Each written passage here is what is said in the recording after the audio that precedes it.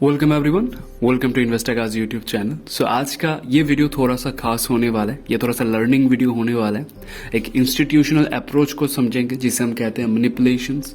Market में manipulations कैसे किया जाता है और ये एक इवेंट होने से पहले जो होता है, जो सिनेरियो क्रिएट होता है मार्केट में, वो वाला सिनेरियो हम देखेंगे। और ये उन स्टॉक्स के लिए है जो डेरिवेटिव में अवेलेबल है, उनके लिए क्या अप्रोच होना चाहिए, कैसे काम करना चाहिए। तो ये उनके लिए एडवांस लेवल पे होगा, थोड़ा सा समझने में शायद प्रॉब्लम हो, रिपीट करके बार बार देखिएगा। और आज विजयदशमी है तो सभी को इसका बहुत बहुत शुभकामनाएं। और मैं कहना चाहूँगा कि बाहर के रावण को जलाने से बहुत अच्छा है अंदर के रावण को जलाने का, है ना।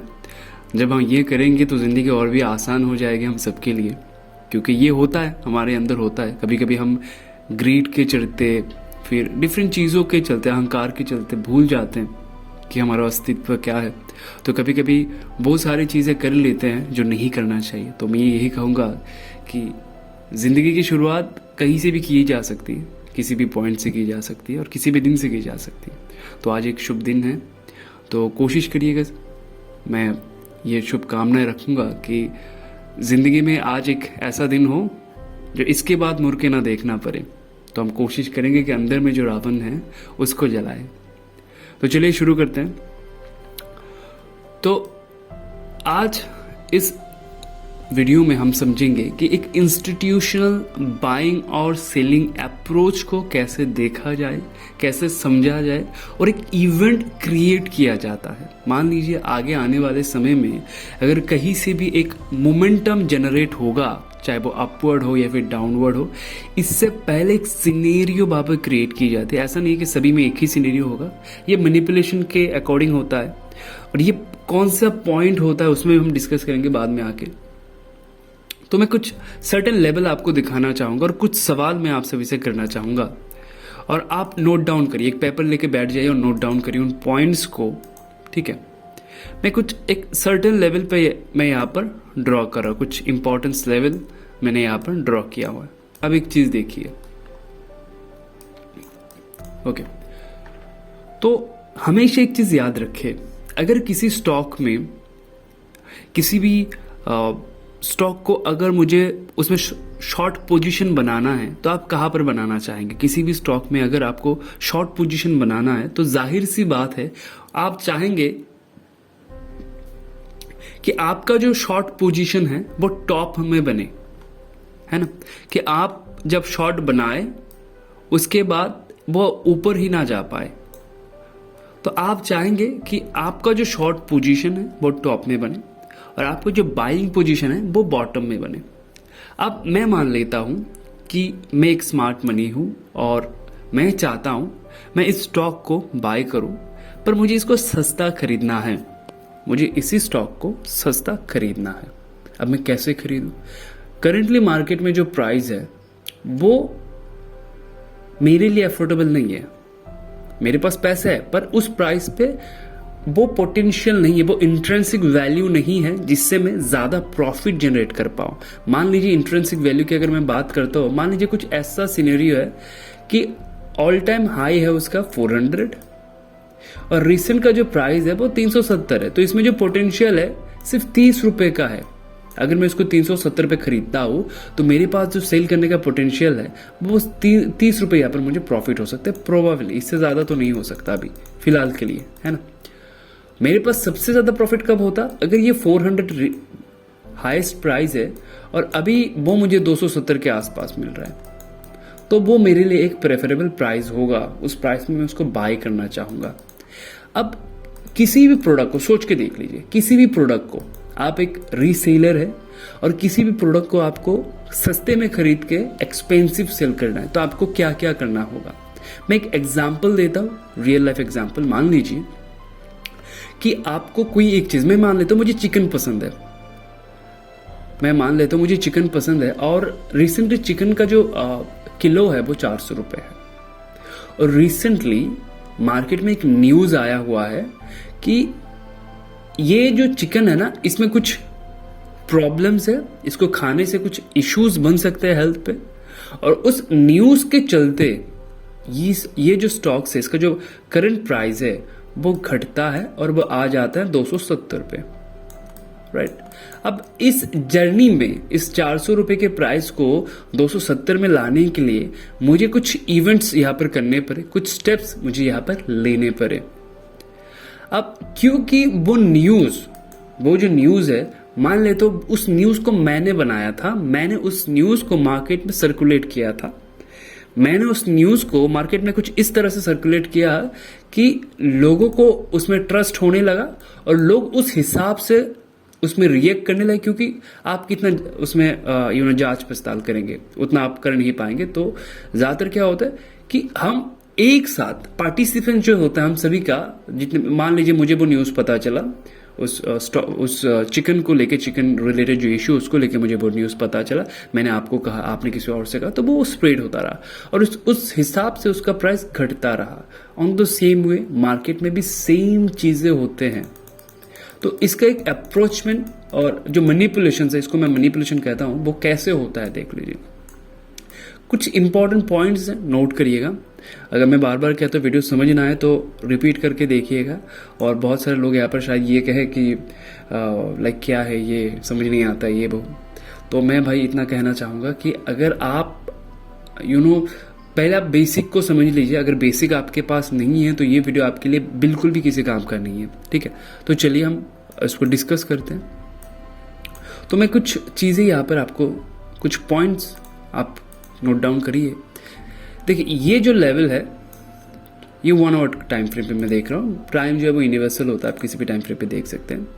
और एक चीज़ मैं यहाँ पर क्लियर कर दूँ कि काम करने के लिए, मार्केट में काम करने के लिए कौन सा टाइम फ्रेम सही होता है, ऐसा कोई रूल नहीं होता। पर मैं हायर टाइम फ्रेम क्यों प्रेफर करता हूँ। मान लीजिए कि आपके पास है 80,000 रुपये, आपके पास है 80,000 रुपये और मेरे पास है 80 करोड़ रुपए। तो अगर मैं काम करूंगा तो मैं क्या इसमें काम करूंगा या इसमें काम करूंगा? क्या लगता है आपको? क्या मैं 80,000 में काम करूंगा? अगर मैं 80,000 में काम करता हो तो क्या मैं 5 मिनट टाइम फ्रेम पे काम करूंगा या फिर 1 घंटे टाइम फ्रेम पे काम करूंगा? और अगर मेरे पास 80 करोड़ रुपए है तो मैं किस टाइम फ्रेम पे काम करना पसंद करूंगा? क्या वो 1 आवर का टाइम फ्रेम होगा, डेली टाइम फ्रेम होगा? वो कौन सा टाइम फ्रेम होगा जिसमें मैं काम करना पसंद करूंगा? ये मैं आपसे सवाल करता हूं, आप नोट डाउन करके रखिए, उसका जवाब भी दीजिए, कमेंट में बताएगा जरूर क्या आपका जवाब हो सकता है। तो इसको मैं क्यों कह रहा हूं ये बाद में हम समझेंगे। तो 1 आवर टाइम फ्रेम है। 1 आवर टाइम फ्रेम पे क्या हुआ कि इस पर्टिकुलर लेवल को मार्केट ने पहले रिएक्ट किया था उस पर्टिकुलर लेवल पे, और यहाँ पर एक छोटा मोटा ट्रेंड लाइन वाला कुछ सिनेरियो बना। मान लेते हो कि यहाँ पर एक छोटा ट्रेंड लाइन बना था उस टाइम पे, ठीक है। देख लीजिए, मैं इसको भी हटा के देता हूँ, इसको हटा के देता हूँ। उस समय पे इस जगह पे एक ट्रेंड लाइन बना था, ठीक है। मैं मान लेता हूँ ये एक जोन वाला ट्रेंड लाइन था जिसका ब्रेकआउट था। अब हिसाब से, अगर मैं हिसाब की बात करूं तो इसको यहां पर आना था और यहां से बाउंस बैक लेना था क्योंकि ये ब्रेकआउट था। और इसका कंफर्मेशन, इस बाउंस बैक का कंफर्मेशन ये वाला कैंडल देता है। जो लोग कैंडल के ऊपर भरोसा करते हैं, ये वाला कैंडल इस बाउंस बैक का जो मोमेंट है वो देते हैं कि यहां से बाउंस बैक होना चाहिए। इसका कंफर्मेशन ये वाला कैंडल देता होगा। अब यहां पर क्या हुआ, ये वो पर्टिकुलर लेवल था, ठीक है। अब हमेशा याद रखिए, अगर किसी भी इंस्टीट्यूशंस को प्राइस को नीचे ले आना है, अगर प्राइस को नीचे लाना है, उस सेगमेंट के किसी भी कॉन्ट्रैक्ट का अगर उनको प्राइस नीचे लेके आना है, एक एफोर्डेबल प्राइस पे लाना है, तो वो खुद नीचे लेके नहीं आएंगे। वो यहाँ पर डबल बिजनेस करेंगे। क्या करेंगे? इनिशियल बाइंग मूवमेंट वो यहां से करेंगे। देख लीजिए, इनिशियल बाइंग मूवमेंट वो यहां पर करेंगे, ठीक है। अब जब ये इनिशियल बाइंग मूवमेंट हुआ, आप यहां पर बायर बन चुके थे, ऑलरेडी ब्रेकआउट था, आप ऑलरेडी यहां पर बायर थे। मान लीजिए आप इंट्राडे बायर थे, या क्योंकि 1 आवर का टाइम फ्रेम है तो इंट्राडे या फिर बाय टू सेल टुमारो का था, या फिर स्विंग बायर आप यहां पर बन चुके हैं, ठीक है। अब आपकी पार्टिसिपेशंस, अब ये वाला कैंडल मान ले तो किसी इंस्टीट्यूशंस का है और ये पूरा रैली इस कैंडल की वजह से हुआ है। जब ये ब्रेकआउट हुआ था तो ये रैली पूरा इस कैंडल की वजह से हुआ है। एक सर्टेन पॉइंट के बाद यहां से जब ये मोमेंटम आया है, अब जब वो फिर से यहां पर आया, वो एक रीटेस्ट एरिया बन चुका था। ये एक रीटेस्ट एरिया बन चुका था। एक्चुअली स्मार्ट मनी ने इसी लेवल के आसपास शॉर्ट सेल किया होगा, इसी लेवल के आसपास उसने शॉर्ट सेल किया होगा, क्योंकि यहां पर जो पार्टिसिपेशन है वो आपका और मेरा है, उसका पार्टिसिपेशन इस लेवल के आसपास था, इस लेवल के आसपास उसका पार्टिसिपेशन था। और उसने इस रैली के अंदर, हमेशा याद रखिए, जब कोई कंसोलिडेशन एरिया बनता है वहां पर स्मार्ट मनी अपना पैसा निकाल लेता है और रिटेल मनी जो है वहां पर इंट्रोड्यूस होना शुरू हो जाता है। तो इस रैली को देखने के बाद इस जर्नी पे आप और मैं पैसा लगाने लगे। सोच के देख लीजिए, आप लगाते या नहीं लगाते। जब लाइव मार्केट में ये सिनेरियो बन रहा होगा, हमने यहाँ पर पैसा डाला, मार्केट ऊपर गया, अच्छी सी बात है। उसके बाद उस स्मार्ट मनी ने एग्जैक्टली इस पॉइंट पे शॉर्ट सेल किया, और शॉर्ट सेल करने के बाद ये वो पॉइंट था जहां पर हम रिटेल ट्रेडर का फिर से पार्टिसिपेशन हुआ था, एग्जैक्टली इसी कैंडल पे, इसी पॉइंट पे। आप इन कैंडल को देख के आप बता सकते हैं, 1 आवर के कैंडल है, तो इन कैंडल को देख के आप बता सकते हैं कि ये जो पॉइंट है उस टाइम पे मार्केट यहाँ पर रुका हुआ था, इसका मतलब यहाँ पर हमारे पार्टिसिपेशन हो रहे थे। उसके बाद स्टॉक गिरा, यहां से गिरा। अब हम लोग यहाँ पर क्या थे, पहले तो बायर थे। अब ये क्योंकि ये गिरा, यहाँ पर आने के बाद भी हम बायर थे, इस कैंडल के बाद भी हम बायर बने, इस रैली के बाद भी हम बायर बने, क्योंकि अभी भी वहां पर शॉर्ट सेलिंग पोजीशन है उनका। अब इस लेवल को अब तोड़ना थोड़ा सा मुश्किल हो जाएगा। क्यों? क्योंकि यहां पर हम ऑटोमेटिकली सेलर बन जाएंगे। देख लीजिए, कोई भी हम क्या सीखते हैं, हम सीखते हैं कोई भी इंपॉर्टेंट सपोर्ट अगर होता है वो रेजिस्टेंस बन जाता है। तो इस पॉइंट पर ऑलरेडी हम लोग सेलर हैं ऑलरेडी, तो उनको ये पता है, उनको ये मॉडल जो है उनको पता है कि मुझे बस यहां पर शॉर्ट सेल करना है, एक पर्टिकुलर लेवल पे नहीं, इन पर्टिकुलर लेवल्स पे नहीं, यहां पर मैं टॉप में करूंगा शॉर्ट सेल, मुझे यहां पर करना है। और ये एक इंपॉर्टेंस लेवल जो है, इनको कैरी करने का जो जिम्मा है वो हमारे ऊपर है। आप सोच के देख लीजिएगा, इसी लेवल पे आप शॉर्ट सेल करते कि नहीं करते, जब एक सपोर्ट टूट के रेजिस्टेंस बन जाता है, उस हिसाब से, उस पैरामीटर के हिसाब से आप यहाँ पर शॉर्ट सेल करते हैं। आपने और कहां पर शॉर्ट सेल किया होगा? अब इस शॉर्ट सेल वाले रैली को कंटिन्यू कौन कर रहा है, देख लीजिए। इस शॉर्ट सेल वाले रैली को कौन कंटिन्यू कर रहा है? आप और मैं इस रैली को पूरा कंटिन्यू कर रहे हैं। इस रैली पे सबसे ज्यादा पार्टिसिपेशन किसका है? आपका और मेरा। इस रैली पे सबसे ज्यादा कौन पार्टिसिपेट कर रहे हैं? आप और मैं। लेकिन प्रॉफिट सबसे ज्यादा किसे हो रहा है? प्रॉफिट सबसे ज्यादा किस पॉइंट पे हो रहा है और किसको हो रहा होगा? किसको सबसे ज्यादा प्रॉफिट हो रहा होगा? पार्टिसिपेशन किसका है? इस रैली पे आप लोग एज ए सेलर काम कर रहे हैं, इस पूरे रैली पे आप लोग एज ए सेलर काम कर रहे हैं, ठीक है। जब भी आपको एक मौका मिल रहा है आप सेलर काम करें। अब ये गिरा, एक सर्टेन लेवल पे आने के बाद अब और एक रेंज को यहाँ पर क्रिएट किया गया है, देख लीजिए। अब यहाँ पर इंटरेस्टिंग है, अब यहाँ से जो है सब कुछ चेंज होने वाला है। ये वो पॉइंट है, देख लीजिए, ये होने वाला है, इसलिए मैं इस वीडियो को बना रहा हूं। ये वो फॉर्मेशन से जो होता है। अब इसमें क्या हो रहा है, अब आप लोग देख लीजिए, हर एक रैली पे आप शॉर्ट सेलर भी है, कंफर्म शॉर्ट सेलर भी है, मतलब लास्ट केस वाला शॉर्ट सेलर भी है। लेकिन एक चीज नोटिस करके देखिए कि अब जो है प्राइस इस पर्टिकुलर लेवल को होल्ड कर रहा है। और यहां पर मैं कुछ एरिया में ड्रॉ कर दे रहा हूं, देख लीजिए। ये कुछ एरिया है जो एक सपोर्ट की तरह काम कर रहा है। और यहाँ पर जो पार्टिसिपेशन हो रहा है, जैसे कि यहाँ पर अगर जितने भी लोगों ने शॉर्ट सेल किया होगा, ये उनका प्रॉफिट टारगेट होगा कि उनको प्रॉफिट कहाँ पर लेना। यहाँ पर जितने भी लोगों ने शॉर्ट सेल किया होगा इनका प्रॉफिट टारगेट यहाँ होगा।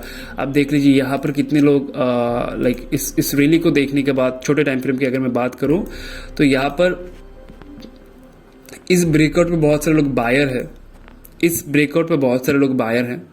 अब यहाँ पर वो लोग बाय करेंगे और ये नीचे आ गया, शायद वो थोड़ा नीचे आया, आपका स्टॉप लॉस खा ले। अब देखिए, अब जब भी ये पॉइंट आता है ना, जब भी ये पॉइंट आता है, हम लोग शॉर्ट सेलर बन चुके हैं ऑलरेडी इस लेवल पे। हमारा एक्सपेक्टेशन जो है इसके नीचे। लेकिन अब जितने भी शॉर्ट सेलिंग पोजीशन यहाँ पर बनाई गई होगी, ये सारे के सारे क्या है? अगर आपने यहाँ पर शॉर्ट सेल डाला होगा, इसके ऊपर कहीं ना कहीं आपने एक बाइंग ऑर्डर भी डाला होगा, ऑपोजिट ऑर्डर आपने यहाँ पर एग्जीक्यूट किया होगा। बाइंग ऑर्डर इसके ऊपर ही करेंगे, है ना। स्टॉप लॉस आप कहाँ डालेंगे? इसके ऊपर थोड़ा बहुत डालेंगे, आपका स्टॉप लॉस इस लेवल के ऊपर होगा। अब देखिए, कल को अगर ये प्राइस इस लेवल तक आता है और यहाँ से ग्रीन कैंडल बनता है, आपके जितने भी स्टॉप लॉस, अब ये पर्टिकुलर लेवल जो है, ये जो पर्टिकुलर लेवल है, जब भी कोई कैंडल इस लेवल के ऊपर क्लोज होगा उसके पास बहुत सारा लिक्विडिटी है, और ये जो मूवमेंट होता है ना वो बहुत ही फास्ट, वो अपसाइड हो डाउन साइड हो लेकिन बहुत फास्ट होता है, क्योंकि यहाँ पर उसको लिक्विडिटी मिल रहा है इस लेवल पे, इस जोन पे इसको अच्छा खासा लिक्विडिटी यहाँ पर मिल रहा है, पहला चीज़। अब और एक चीज़ यहाँ पर हम नोटिस करेंगे तो देखेंगे कि ये जो सपोर्ट रेंज है, यहाँ पर भी तो किसी ने बाय किया होगा, यहाँ पर भी तो किसी का पोजीशन है इन सपोर्ट जोन पे, तो उनका भी एक स्टॉप लॉस है जो इस लेवल पे इन लेवल के आसपास है या फिर इसके नीचे हैं। तो अगर मैं बात करूं उनके स्टॉप लॉस की, तो मैं प्रेफर ज़्यादा करता हूं कि एक बार उनका स्टॉप लॉस चले जाए। स्टॉप लॉस जाने के बाद अगर ये इसको कंटिन्यू करता है तो ये हाई प्रोबेबिलिटी चांस होता है कि यहाँ से ये वाला मूवमेंट भी आगे चल के मिल सकता है, प्रोबेबिलिटी। दूसरा, अगर प्राइस स्टॉप लॉस हंट ना करके फिर ऊपर आ जाए, तो जब ये इस लेवल के आसपास आए तो इस बात समझ लीजिए कि ये नीचे नहीं आने वाला, यहाँ से उसको मोमेंटम जो है ऊपर ही मिलने वाला है। हमेशा इस चीज़ का ध्यान रखें, और जजमेंट जो है, आपका जो जजमेंट है इस स्टॉक को लेके, इस मोमेंटम को लेके, आपने जो भी पोजीशंस बनाए हुए हैं इन सर्टन एरिया को देख के। लेकिन अगर मैं बात करूँ बिग सिनेरियो की, देख लीजिए, अगर मैं बड़े सिनेरियो की बात करूँ, पहले मैंने एक बात कहा था जब मैंने वीडियो की शुरुआत की थी कि सोच के देख लीजिए, मैं सबको हटा दे रहा हूं, सोच के देख लीजिए।